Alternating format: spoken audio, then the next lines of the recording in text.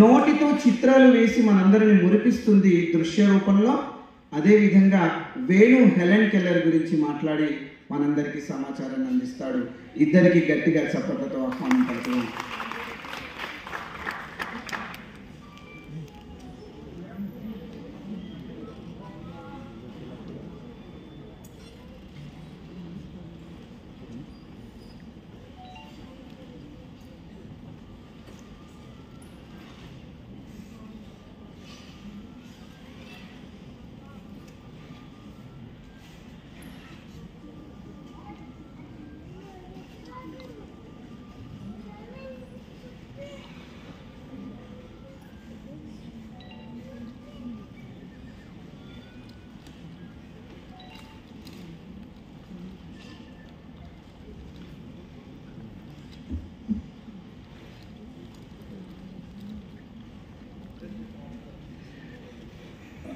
Good evening one and to all.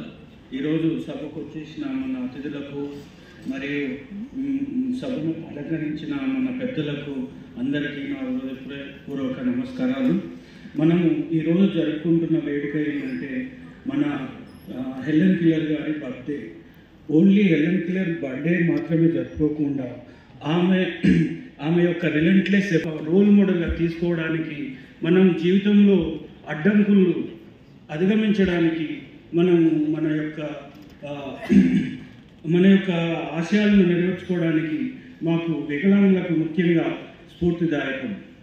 మనం మొదటగా మన హెలెన్ కెల్లర్ గురించి చెప్పుకోవాలంటే ఆమె blind and deaf and dumb అయినా కూడా మనం ఏమైతే అడ్డంకులు అనుకుంటున్నామో ఆమె అడ్డంకుల్ని ఎలా గెట్ రైట్ చేయాలి, అడ్డంకుల్ని ఎలా దాటాలి, వాటికి సొల్యూషన్స్ ఎట్లా చేయాలని ఆ రోజుల్లో, అప్పుడు ఏ టెక్నాలజీ లేకున్నా ఆ రోజుల్లో ఆమె ఎంతో పాజిటివ్ స్ఫూర్తితోని తీసుకోవడం, అంత ప్రపంచం మొత్తానికి ఆమె స్ఫూర్తిదాయకంగా నిలవడం వల్ల మనం ఈరోజు ఆమెకు బర్త్డే శుభాకాంక్షలతో పాటు మనం ఈ వేడుక జరుపుకుంటున్నందుకు మాకు చాలా గర్వకారణంగా ఉంది.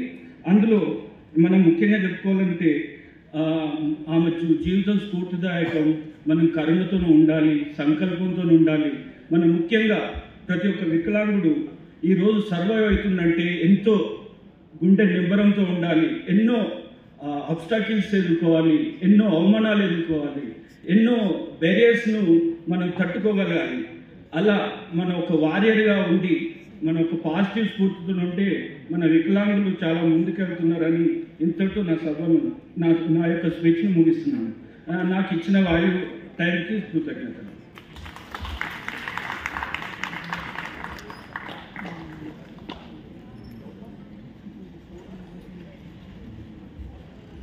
ధన్యవాదాలు వేణు గారు. నిజంగానే వేణు చూడటానికి ఒక కట్టె, అంటే మురళి చూడటానికి ఒక కర్రలా ఉంటుంది, వెదురు బొంగు అది, కానీ దాంట్లో నుంచి అద్భుతమైన మధురమైన మనకి గళం వినిపిస్తుంది. గాలిని చొప్పిస్తే చాలు అందులో నుంచి స్వరాల హరివిల్లు జాలువారుతుంది. మన వేణు కూడా అలాగే మాట్లాడారు అనిపించింది, చాలా అందంగా. గట్టిగా చప్పట్లతో వేణు గారికి ధన్యవాదాలు తెలియజేద్దాం. ఇక తర్వాత ఇంకొక 3 ప్రదర్శనలు ఉన్నాయి మేడం. మనం చెప్పాలి అంటే చాలా చిన్న ప్రదర్శనలే, కానీ మన మనసుకు హత్తుకుపోయే ప్రదర్శనలు. దయచేసి అతిథులందరూ మమ్మల్ని మన్నించి, ఈ వేదిక కళాకారులకు ముఖ్యంగా ఎంతోమంది వైవిధ్యభరితమైనటువంటి ఉన్నతోన్నతమైనటువంటి కళాకారులకు, ఆనాటి ఘంటసాల మాస్టర్ నుంచి ఈనాటి ఈ కళాకారుల దాకా ఎంతోమందికి ఈ వేదిక ఒక అద్భుతమైనటువంటి భూమికగా నిలబడింది. మరి అటువంటి వేదిక మీద దివ్యాంగులు ప్రదర్శించేటువంటి ప్రభుత్వాల వల్లే, ఇటువంటి గొప్ప వ్యక్తుల వల్లే సాధ్యం. మరి అదేవిధంగా మరో ప్రదర్శన ప్రముఖ ఆంగ్లేయ ఆచార్యులు, వారు బేగంపేట గర్ల్స్ డిగ్రీ కాలేజీలో అసిస్టెంట్ ప్రొఫెసర్గా పనిచేస్తున్నారు. ఒకసారి గౌతమ్ గారిని లేచి నిలబడవలసిందిగా కోరుతున్నాను.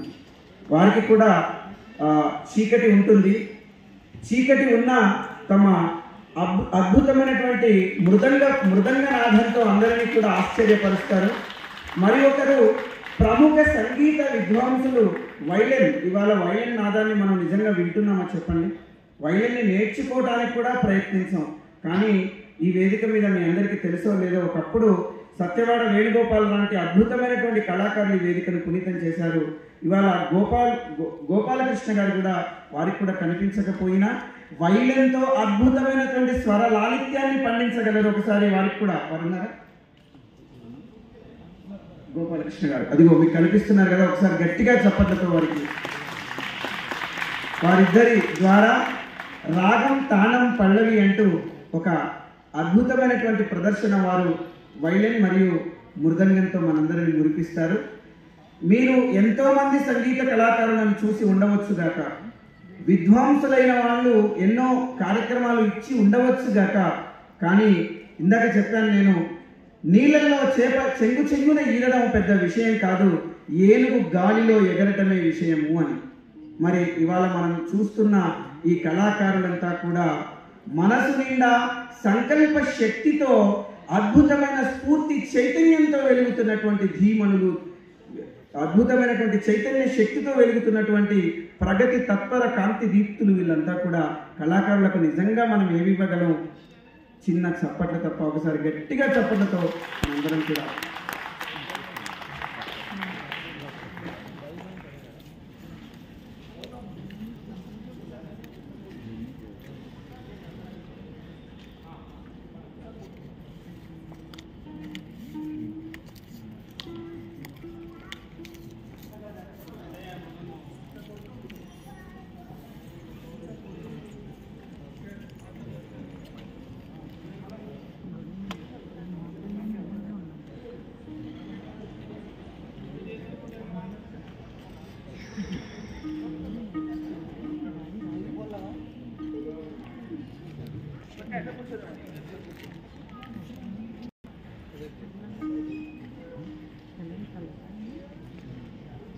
కొంచెం ముందు కూర్చోండి అన్నా, అన్నా ఇంకొంచెం ముందు కూర్చోండి.